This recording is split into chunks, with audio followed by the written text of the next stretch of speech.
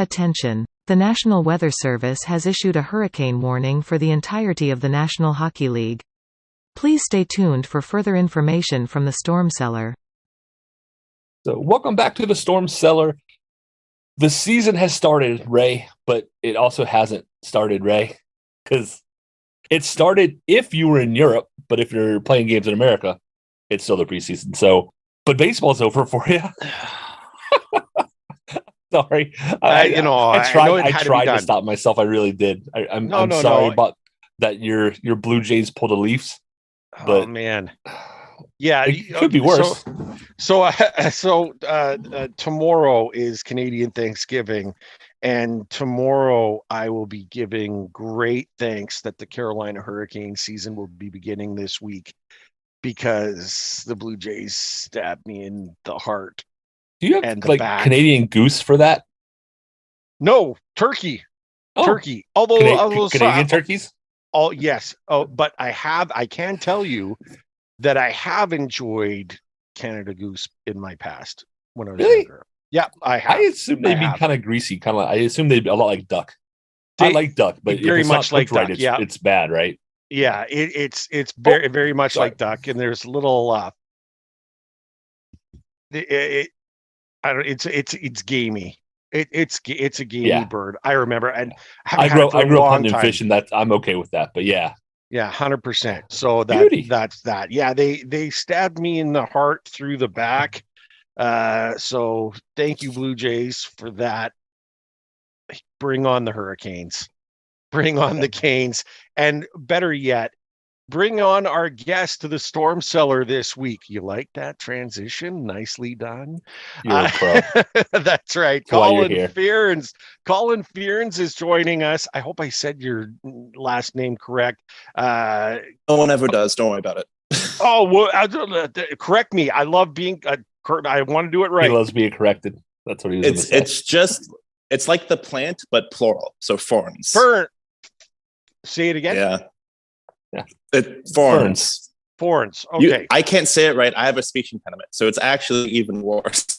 Oh my. Okay. Fair enough. So Fearns, like the big leaf plant things that my mom likes. Yeah. So Collin runs another podcast. This is what I love. We have been having a lot of podcast hosts, people that are spreading the word about the Hurricanes and hockey, and I absolutely love that we're bringing another podcast into the Storm Cellar. We've done this a number of times. We're doing it again with you. So Collin, I'm going to give you some time. We will always give time to promote your show. That's the first thing that we'll do. Then I want to hear about your fandom, how you became a Caniac, how you became a jerk, just like Brad and I. Like, lay it all out for us. But first, promotion time, right off the top. Let's promote your show. Amazing. So go ahead and start now and turn on my show. I'm just kidding. Finish this up. But so the name of my podcast is Home Ice Advantage. I started it not last season, but halfway through the playoffs against Nashville with my brother. And the entire idea was to show people what it's like to actually go to these home games, come back with stories from inside the barn and share them. My brother was unable to continue the podcast after last season. It may or may not have been a heartbreaking Game 7 that made that decision easier, but not the point.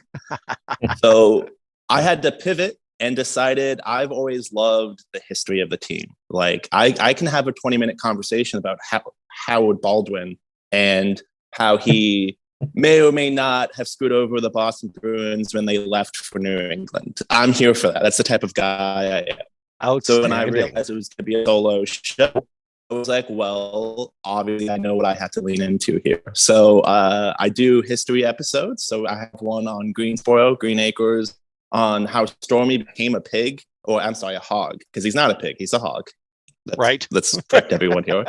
And that's a weird story on that one. But I also do weekly news episodes. So like I just released one yesterday on some stuff we're going to touch on today, whether it's Martinook or the Stadium Series tickets or arena renovations and expansions. And then I also very lucky to have, I don't know why, but people seem to like me. They're wrong. I don't know. I guess everyone's hallucinating at the same time. But So actually tomorrow I'm releasing an episode where I got to talk to Walter Ruff and Adam Gold from 99.9 The Fan, who runs post-game and pre-game shows down here. It's going well. So again, That's it's Home Ice Advantage, available wherever fine podcasts can be found, or not so fine, because I'm there. But I would appreciate some listens, please. Awesome. I listen to Collin's program all the time in part. So I'm a history buff, so that aspect appeals to me. And Collin tend to keep your episodes around like 30 minutes or less. So it's one of the shorter podcasts generally, which is perfect for me because I can listen to it on the drive to work and I don't have to pause it and then pick up later and remember what I was listening to. So I save those podcasts for like working out, that stuff. So for me, it's like perfect drive time into work now that I'm having to go back to work a couple of days a week. So yeah, I thought all the episodes I've heard so far have been great. I listened to the Green Acres one, Storming the Ice Hog, and that kind of feel like it came out of left field a little bit, but it makes sense when you think about, the amount of pork produced in North Carolina. But it's I think at the time, I feel like storming was like revolutionary, like this ice hog that has nothing with hurricanes. But now we get gritty and buoy, and it's like I think we started a trend. We might have. Well, mascot always supposed to be absurd, which is why I like when they come out and everyone's like, "Oh my god, what is gritty? What's the point?" It's like, just for the kids, guys. Move on. Yeah. Exactly. No question. Let's so there it is, Home Ice Advantage. Check it out. Listen, sign up, subscribe, do what you need to do. Collin's where it's at. There you go. You like that, huh? We're all about promotion, all about promotion. But now, Collin, I want to hear about your fandom. Where did it all start? Did you start a Hurricane fan, or did you migrate like so many have done in the past that we've heard? No. And then further, give us your top players, your favorites of all time, your favorite for this season. Lay it on me. So I was actually writing how I became a Hurricanes fan earlier today, which is funny. And it's going to sound weird from the top, but follow me with it. I'm stupid young. I realize this. I'm only 24, going to be 25 in a few months here. So when Peter Manos announced the team is moving down south, I was just a twinkle in my dad's eyes for a couple more months. Right. And then I had no choice. I was raised with it. Both my parents are Northerners. My father doesn't admit it, but he was a Rangers fan, and so was my mom. And when they eventually moved down here, it just so happened to coincide with Peter Kamano stealing a team from Hartford. And Destiny has said that I have to be a Hurricanes fan. Part of it is when I don't have a memory without hockey. Hockey's always been in my life, which is rare for someone from Raleigh. And when so I have memories of it when I was really, really young. But the first season I could actually pay attention. I understood what was going on. I knew what icing was 2006. There's no better year to start following a team than them making a Cinderella Cup run. No question. And, so a true fan was born that day. And then I got to live through the heartbreak of 2009 and the stupid Pittsburgh Penguins, which is whatever. Not going to get too far into that one. And then, I got to live through a lost decade, which is what it is. But I've always continued to love the team. I used to really, really love Ron Francis. When I was a little kid, a Whalers Ron Francis jersey was the dream. I would have been the Nintendo kid if I opened up a box on Christmas morning and it was a Francis jersey. That's shifted a little bit in the past couple of years. I'm not going to get into why, but it's shifted. I've always loved Glenn Wesley, but it's because of the way I first met Glenn Wesley. I was waiting outside the arena for it was one of my brothers, I think. I was going into the game with someone, and I was waiting for them outside the arena, right in front of the box office, in front of the VIP entrance. And while I was sitting there, this guy is walking up, and I'm staring at him. And I'm like, I know this guy. Who is this guy? Why does he look so familiar? And Glenn walks in. He's like, hey, do I look familiar to you? And I was like, yeah, you do. And he's like, oh, where do you think you know me from? And then right on the arena, right behind my back, was him, Brindamore, and Francis holding the conference trophy from 2002. So I just turn around like, that's you right there. And he chuckles and I'm a little kid, tassels my hair. He's like, enjoy the game, son, and walks inside, and that's a classic. I don't care. Like, Outstanding. but modern days is everyone's favorite. I've always loved Brendan Moore. Who hasn't? I very much enjoyed that I enjoy Workhorse. I was raised by a workhorse, so I will always love workhorses. And that's what Brendan Moore has always been, including as coach, which I think is funny because he's openly said that he doesn't enjoy how much work it is, but then continues to do it. So I love that. But modern day players is going to be the same as everyone. I love Jacob Slavin. I love Sebastian Aho, but for two completely different reasons. I love Jacob Slavin because when does he ever do anything wrong, guys? He doesn't. Seriously. He doesn't. Yeah, he really doesn't. He's about to mess up on opening night now because of me, but it is what it is. And I see Sebastian Aho as I get he's back to 2025 as well, so he's not the next generation, he's the current generation. But Sebastian Aho holds a special place. It's like, every year we look at these players that are going to turn around the team and we're going to become so much better, and it never works out. With Sebastian Aho, a second round pick, it kind of worked out. So I always have to love him for that. That's amazing. And I like the fact that you brought up that you and I think Gina Tandris and a few other people who were like born and raised kind of through hockey, longtime fans. I love I grew up in North Carolina. Hockey was not a thing. I was one of the only people I knew in high school who played a little bit of hockey, and I had to drive to Charlotte to do it. Ooh, wow. And then hearing folks like yourself who are younger who are like, oh, like Hurricanes have been have been part of my life since I can remember. It's fantastic because we're going to start seeing more of those homegrown kids who are going through the Canes junior camps and things, getting a shot at cracking these, NHL lineups.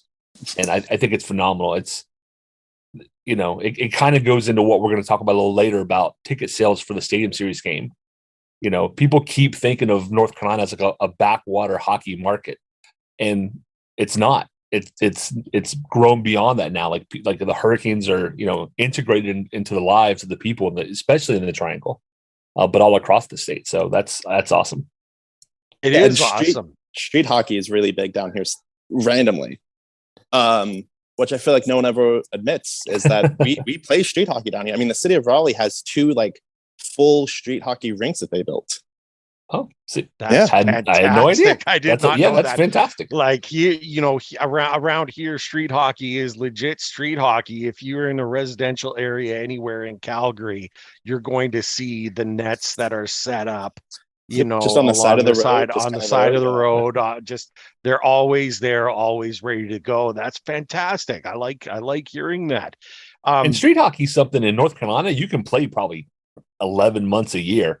Except for the infrequent ice or snowstorm in Raleigh. Yeah, we might go, but gear up, right? We were one of the few hockey markets that when it starts snowing, we're like, I guess we can't play. Isn't that the truth? Yeah, gotta move it indoors.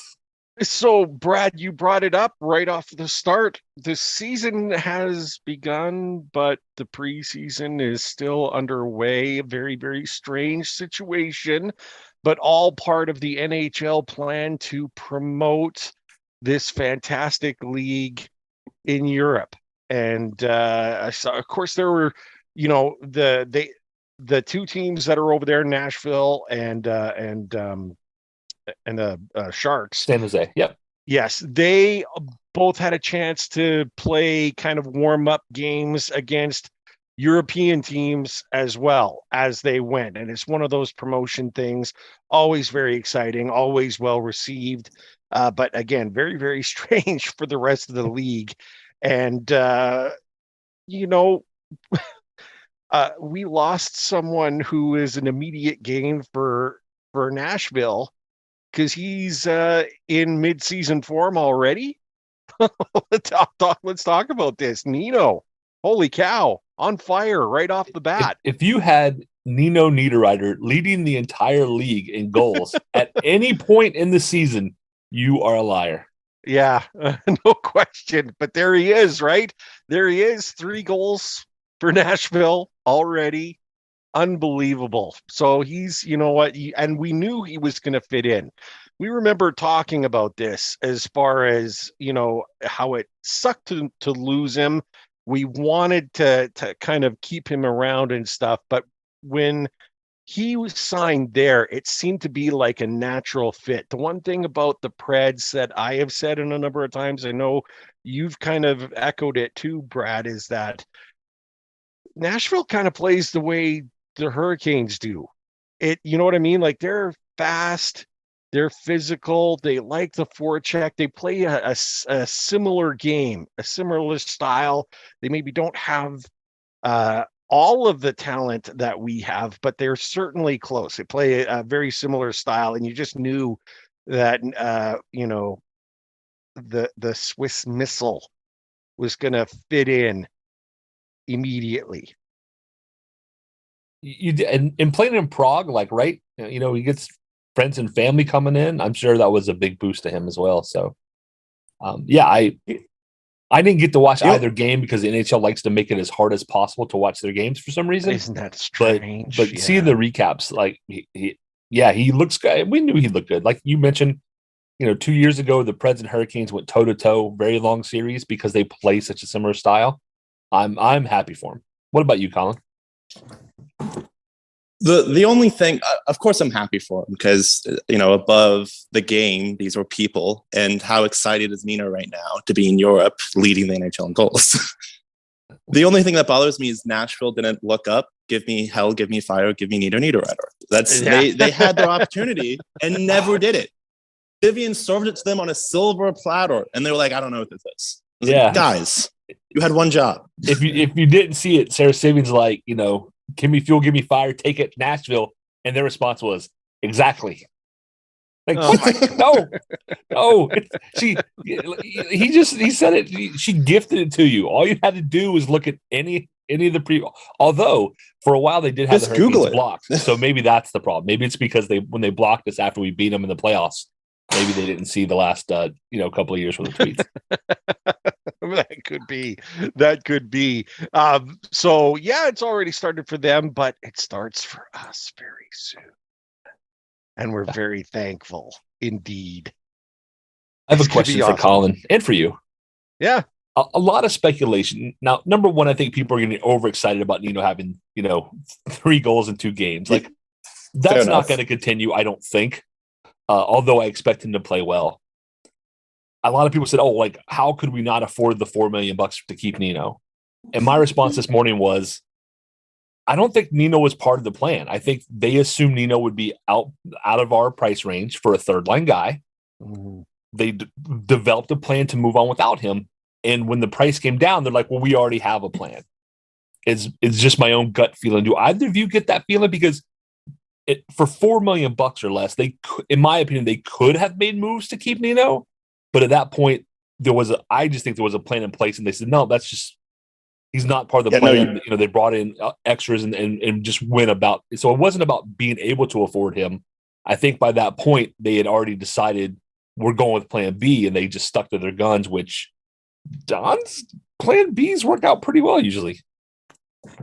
You're 100% spot on that, actually. From everything I saw, all the reporting and interviews, that's what happened. Don Waddell publicly facing the fans, like, yeah, we're working on it. We'll try to keep him in the fold as GMs do. But Nito came out and was like, yeah, they never really talked to me. There was never a plan. They never told me that they wanted me or anything like that. So I 100% think that they assumed that he was going to be too pricey, and they had already decided that they were going to try to get Barnes and Pacioretty, and that's a big cap hit, and so we're going to have to find a different option here.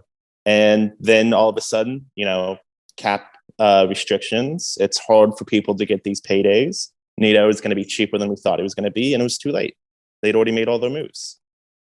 I think that kind of hits the nail on the head, and it was one of the things. I mean, what was really surprising to me, at least, was how long Nino was on the market before he, you know what I mean? Like, I really expected him to be kind of swept up relatively quickly, much faster than he was. And in the end, that turned out to bite him, not just in the, in the paycheck, but it kind of flipped things around for Carolina as well. And in their eyes, the horse was out of the barn, right? There's nothing you could do. You gotta let it go and move on. And it's unfortunate, but again, we kind of stuck the landing for this. You know what I mean? Like the Hurricanes really stuck the landing in the offseason. They're amazing. And the plan that they have now and the lineup, again, how many times do we have to say it? A wealth of talent, an overflowing of talent on this team with not enough spots really to put everyone. And we'll talk about that fact in a little bit, because a waiver kind of explains exactly how much talent this team actually has. 25th anniversary, that place is going to be popping. PNC is going to be just literally on fire. I just cannot wait. And a great reminder to the league about how awesome the fans are and how good this team is going to be. The lineup, arguably the best lineup that we've ever put forward, I think, the start of the season. What about you guys? I mean, Don Waddell came out a few days ago and literally said that. Yeah. That this is the best team, at least on paper, that he has assembled here, and I wouldn't disagree. On paper, of course, because we really don't know. Let's see when Patches comes back and if he's full form yet. And there has been a couple. I didn't think it was that big of a deal in the preseason that Borns and Slavin had all these kind of little miscues. I was apparently the only one who didn't think it was a big deal. But it's last year was my favorite Canes team maybe of all time. Personally, I don't know if it was the energy around the team or the players themselves, but it was my favorite Canes team of all time. But I am truly excited about this one. I really think we could take that magical next step that we've wanted. Yeah, I think agreed. On paper, this is the best Hurricanes team, top to bottom, and I don't think it's close. If I'm being honest, a lot of it, I think, hinges on Patches coming back healthy and being able to complete the year and compete. But even without him, this is one of the top 2 or 3 best Canes teams of all time. With him, I think it's a no-brainer. You know, No the 2006 team is my favorite. Like those guys will always be special, top to bottom. But this season is different expectations, right? That 2016 was expected to finish 30th out of 30 in the league. And got hot at the right time. And in hockey playoffs, sometimes that's what you need, is to catch lightning in a bottle at the right time. Ask Montreal. Right. It's, I Let's think not, back to. Let's not say we did. Sorry. You say Montreal and it just. To help triggers. Ray out, Ray, it also helps when you're only one of 6 teams or less competing for the cup, right? Let's look at those 24 cups. Let's be realistic. And you'll have like 8 cups. And you also have exclusive rights like everyone from Canada for some reason. Yeah, you get first pick. It's that's a whole mess. But yeah, the expectations I think this year are high. 25th anniversary. The NHL Pro Shop has the 25th anniversary custom jerseys available for now. So if you want a 25th, custom, you can go on today and pick it up. I was looking at it this morning. And then we have the Stadium Series game. So we have a lot going on here. Yeah. The Stadium Series game, ticket sales have been a debacle. And it's been a debacle, in my opinion. The Canes are blaming the league. I know it's league run. Some of it, to me, falls on the Hurricanes themselves because it's about communication. Mm-hmm. And some of it that's come out maybe, the reason some of the communication was so bad is because it came out in the press that the Hurricanes were allotted basically a home, a PNC arena full of tickets, right? 18,000 and change, as were the Capitals. And they sold through them to see the full-time season ticket members, which I'm not surprised at all. I'm like, you give people a chance to buy 8 seats, they're going to buy them. And we've seen a ton of things hit the resale market. I'm very disappointed in those season ticket members. Shame on you. I mean, I get it. It's, late stage capitalism at its finest. Yeah. But then the Hurricanes go back to the league and have to negotiate for like, what was it 30,000 total tickets or 30,000 so more? I think it was 30,000 12,000 total. Yeah. And we've basically sold those out. And they haven't even hit the open market yet, right? We're just talking about season ticket members. And that is the most an NHL team has ever sold for a game. More than Toronto, more than the Habs, more than the Rangers, more than pick your poison. That's more than any other team in the league ever. So that should put an end to the Carolina is a small market. Carolina doesn't support hockey. It's bunk. Now, it will not put an end to that. It won't. It will never put an end to that. It should. Well, how many things do we have in our tool belts? Because when we had the All-Star game, we set a couple NHL records back then too. And when don't quote me on this one, I think it was the same in 2004 with the draft. So we've done things like this before, and everyone just seems to ignore it. And, well, you guys are a college town. Like, no, we're not. Well, a college state, I'll give you that. But a college town, I mean, NC State's here. It doesn't run the city. I have family in Morgantown, West Virginia. That is a college town. The lifeblood of the town is West Virginia. If NC State closed tomorrow, Raleigh loses residents, but the city moves on. There's just too many other things going on. You're 100% right on that. And then you bring up a good point with the All-Star game, real quick, Collin. I believe we are one of only 2 cities who have done all the majors. We're going to have an outdoor game. We're going to have an All-Star game. We've had a draft. I'm missing something else. I'll have to look it up. But we're one of only 2 cities who have kind of gone Stanley Cup final. Stanley Cup finals. One of only 2 teams in the league that have done all of those things. I think San Jose is the other one. That's absolutely amazing. It's LA. Oh. And to add the 4th qualifier, we've had Justin Williams play on the Stanley Cup winning team. That's all the qualifiers. Right state, wrong city. There you go. Yeah, and just absolutely amazing. It's something that I say over and over again to anyone who would listen to me here in Calgary, all over Alberta, wherever I go, because we talk hockey all the time. And I tell them, you guys, go to Raleigh. You want to see a game, you want to have an experience, you want to see great fans, you go to Raleigh. Oh yeah, maybe I'll be able to get seats real easy. No. No, you are looking back at the pictures from Greensboro and all of the upper deck being blocked off. No. That's not how it is anymore. It's not like that at all. PNC is a great facility. It's top notch, far better than the Saddle Dome dump here in Calgary. And honestly, like it's a fantastic place and a great environment to watch hockey in. They've embraced it. They love it.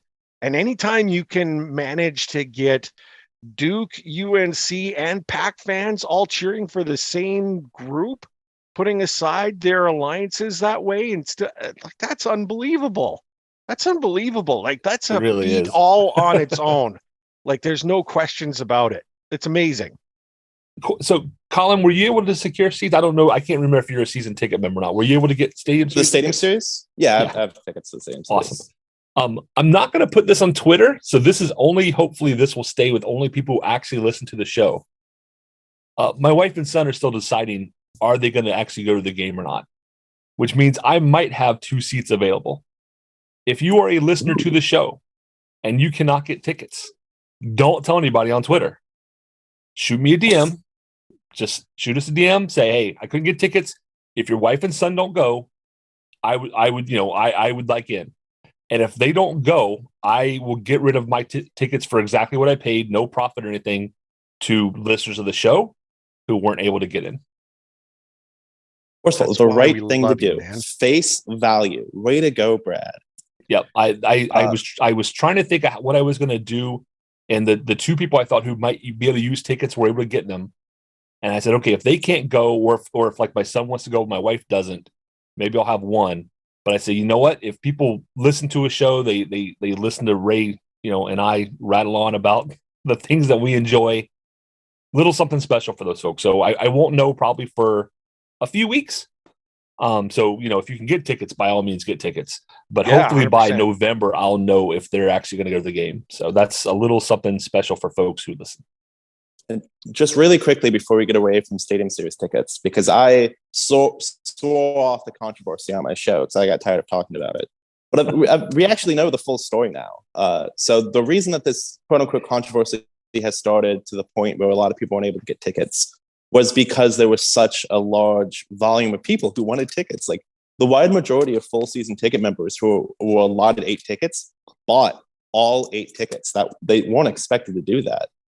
So the team was in a panic. That's why everything wasn't communicated right. They didn't want to come out and be like, hey, we sold out. We don't know what's going on. Let us talk to the league, because that's a bad look and you're going to make people panic. So they just didn't communicate.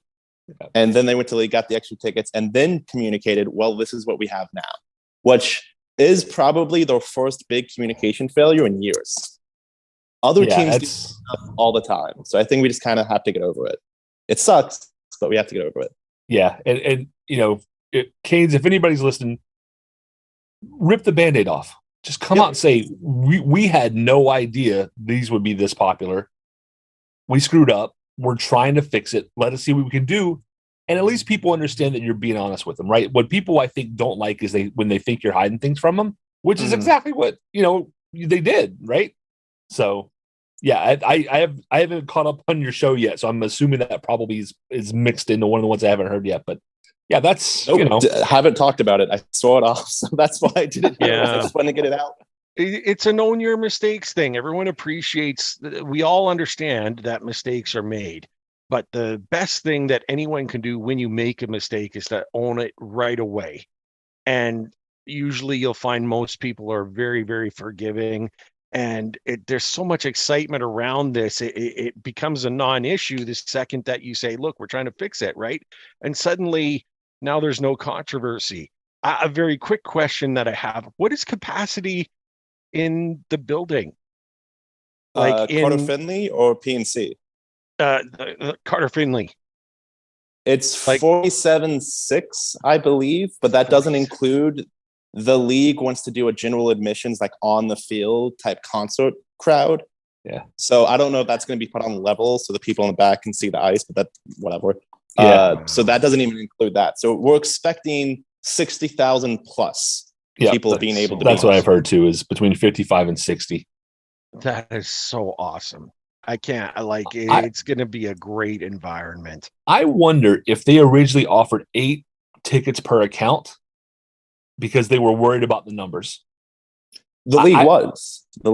And I was going to say, I think this goes back to the league not understanding markets, because they're going to have Arizona play in a 5,000 seat college arena, but when they talk to the Hurricanes, they're worried they're going to draw in. It's like people have been clamoring. I've been wanting this game since before I moved to Massachusetts 15 years ago when they were talking about it. Like, I know friends of the show, Paul's coming in from Scotland. We have several people coming in from Finland. We have people coming in from Germany.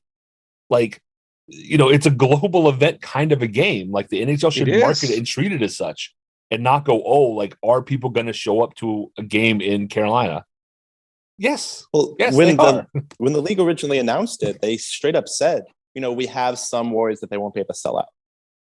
From what? What? Like, apparently people in the league have not watched a single playoff game, or they haven't watched the seasons. Like, they're not looking into the stands to see that they're full virtually every night.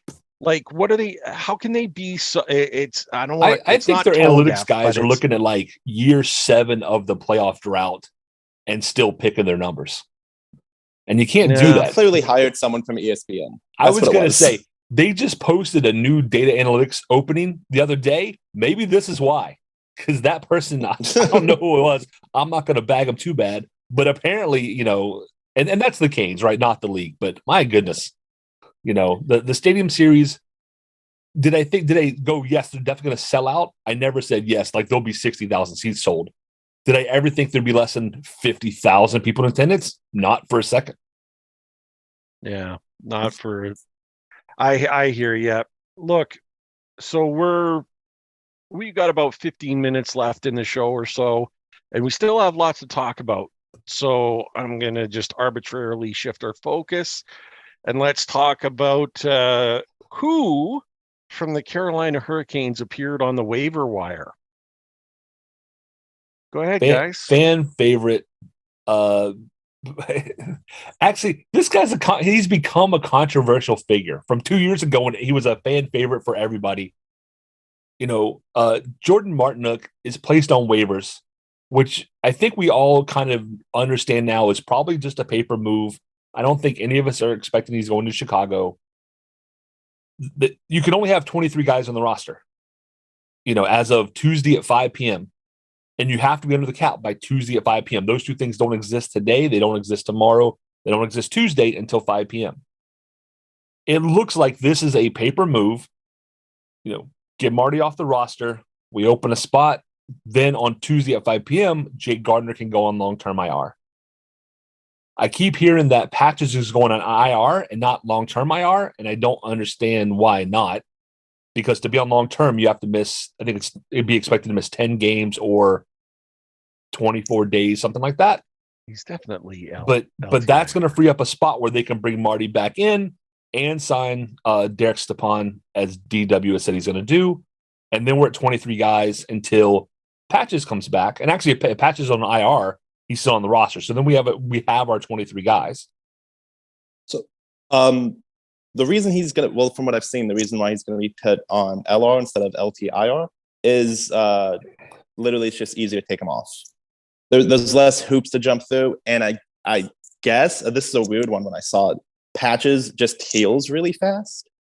So I guess there's some little hope here that maybe instead of it being late February, it's late January. And then again, it's just easier to get him back onto the roster. That still seems silly to me because he's going to miss 10 games. So he qualifies. I don't think anybody's expecting him back in November, December. So you could, if you put him on LTIR, then you get that much more cap space. You could upgrade, but I guess juggling is the part, like you're saying, Collin, that maybe Don doesn't want to do. Like he's juggled our cap, our trade deadline our trade deadline deal is getting him back. I think at this point is the expectation.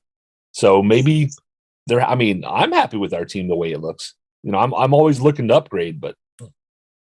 And I have a question here, and I probably should know this, and I'm a little ashamed to admit it. He was put on the waiver wire when? How long does he stay on the waiver wire until he, quote unquote, clears? So he's already cleared. He was put on the waiver wires Friday at 2, and then he had to stay on it for 24 hours, and so until Saturday at 2. So he cleared yesterday at 2:00. I have to tell you guys, I'm surprised that no one jumped on him. Marty has always been a favorite of mine, and not because of the antics, not because of the leadership thing, although I enjoy that. It's the type of game that he plays. I dig it. I love the effort, the hustle, the forecheck, everything. I love the game that he plays.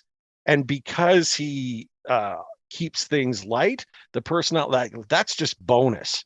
You know what I mean? Like that just keeps everyone light and in the game and excited. And he's a hype man, right? I don't want to call him, oh geez, name your, he's not Flava Flav, although sometimes he is. I mean, with Svechnikov, he's definitely Flava Flav. But it just, to me, I'm stunned that no other team out there. I think it comes down to one thing, and Collin, we'll get your opinion. So Marty's making $1.8 million this year. If it was a 1-year deal for $1.8 million, I think somebody would have picked him up. The problem is next year, even though his cap hit's $1.8 million, he's making $2.7 million. So almost $3 million for what should be a fourth line guy is a lot of dough to spend, especially for a contender who's already close to the cap. If we still had teams, if it was still the Ducks of a month or two ago where they were still trying to hit the floor, that'd be a great pickup. But I think that 2.7 million reasons of that second year is why. I don't know. Thoughts, Colin? I mean, Brad, you just hit it right on the head. But I've made the reference before that Jordan Martinook gets an extra $1 million a year just because he's a great guy. Like, production levels have him around 1 million, maybe 800,000. But he's such a great guy. Here's an extra $1 million, Marty. Have a good day. And I would take like 10 grand. I'm a great guy. Let me call Waddell. Let's see what we can get done. Indeed. But I could have seen him going to a team like maybe the Coyotes, and it's literally just because it's a grind to play for that team, to constantly lose. So why not bring him in? And he can line up your dressing room. It's not going to be, oh my God, why am I here every day? Because you have Jordan Martinook in the corner yelling about some random thing. It's going to be a fun time, but obviously no one wants to pay I thought it was 2.47, but I don't know. Next year. Yeah. It's I mean, I'm glad that he made it through, because I'd like to keep him as a Hurricane for sure, because he's got a role to play, or I believe he has an absolute role to play here and doing something that will be beneficial to the Hurricanes getting to their final goal, which brings me now to the expectations. What do we expect? How do we determine a winning season? And Brad tried to get me to comment on this a couple of weeks back, and I said I was holding on to it. But today I'm giving my expectations. I'm going to be last though, because I want to hear it from Brad. I want to hear it from Collin. What are your expectations for this season? And that's cheating. Of course it is. But that's the joy of being one of the hosts. He's Canadian. He's just being polite. That's right. Everyone gets to go first before me. Sorry about that, by the way. Another hit. There you go. What is it, guys? What are you expecting from the Hurricanes? Collin, we're going to go to you first, of course. Wow, on the spot. Yep. Always, I mean, they have to make the playoffs. If they don't make the playoffs, someone is going to be in very hot water. But it's really just progress. So let's get to the conference finals, maybe pick up a trophy and see where we can go from there. Do they have to win a Stanley Cup this year? No. Is there a chance they could? Most definitely. But it's just all about progress for me still. As long as we can show forward progression, we're still advancing. Aho, Svechnikov, Slavin, they're all learning. I'm fine. Brad? I agree. So missing the playoffs would be such a disaster. I'm not going to entertain it. Because that would just be a devastating blow. Playoffs, I think you need to at least get back into the Eastern Conference Finals this year. I kind of agree with what Collin said. And the reason I wouldn't go further than that is being the most talented Canes team maybe ever, we still don't know who the opponent might be, right? We can only control what we can control. And in the 7-game series and not knowing injuries and just where guys are at that far out, you can't say it's a cup or bust kind of year. It's just too early for that. Look at last year. Undefeated in October. They kind of peaked in October though, right? They played a good first half and then things kind of went downhill. So we look good on paper by the time the playoffs started, but we were not the same team that we were in October, November, December. So what I want to see from them is the opposite. I would rather see a horrendous or even a slow start and then get patches back and then build from that. I think that this team should make the Eastern Conference Finals this year and go from there. So I think second round isn't good enough. And a lot of that comes down to the moves made seem to be that we are in win now mode. We have a lot of contracts. We did a whole episode, Ray, where we talked, contracts next year and the year after. We don't want to get in that period and lose potentially some of these core guys who are in their prime. So this doesn't have to be the year to win the cup, but this is last year was the first, good shot. We've picked up some grit, some size, and are a more all-around team. It reminds me a lot of Tampa Bay when they were on the edge and they had to bring in a little more physical, a little more veteran presence to get them over the hump, and that's where the Hurricanes are at. So this year for me, I need to be in PNC for an Eastern Conference Finals game. Anything else is gravy. And for me, because of the exact discussion that we spoke about the future and what we're looking at with players that we don't want to lose before we get there. To me, and I know I'm setting the bar tremendously high, even making the Eastern Final won't be enough for me. We don't have to win the cup, but we have to be the representatives of the East. This team has an unbelievable amount of talent, can play with anyone. And like, seriously, unless we're looking at a huge number of injuries to key components and stuff like that, which can happen. I mean, those sort of things happen, and it's easy to say, okay, the injuries buried us. That's fine. But look at this team. Look at our lineup. It's too good not to be a Stanley Cup final team. It's too good. There's not a team in the league outside of maybe Colorado who wouldn't happily say, you know what, let's just trade teams. We'll take all of your players, you take all of ours, and they'd be happy. They'd be in the winning side of that. You know what I mean? Almost every team in the league, maybe outside of Colorado. It's unbelievable what we have. And that has to turn into something. You know what I mean? That has to be something greater. If we can't advance, and I was very hard on this team for failing to get past the second round. Last year was a team that should have been in the Eastern Conference Final, without question. And for us to be even better than we were last year, our lineup is better despite losing Trocheck, despite losing Nino. We are a better team on paper and in person than we were back then. And all of our guys are, we said during the Bruin series, all of our guys are a year older in the right way. Yep. They're not over the. I mean, you could say Brent Burns is 37. I still say his minutes are going to drop 20-25%. His TOI. It's going to be like having a day off for him to play in Carolina, right? It's going to be restful. The biggest thing. If we're 100% healthy, I agree with you. The one place I would say is, the big thing with injuries is, and this is the reason I think we didn't make the Eastern Conference Finals last year, is now you have two goalies down. And that's my biggest concern would be Piotr can come in and play. The kid's proven he can play at the NHL level.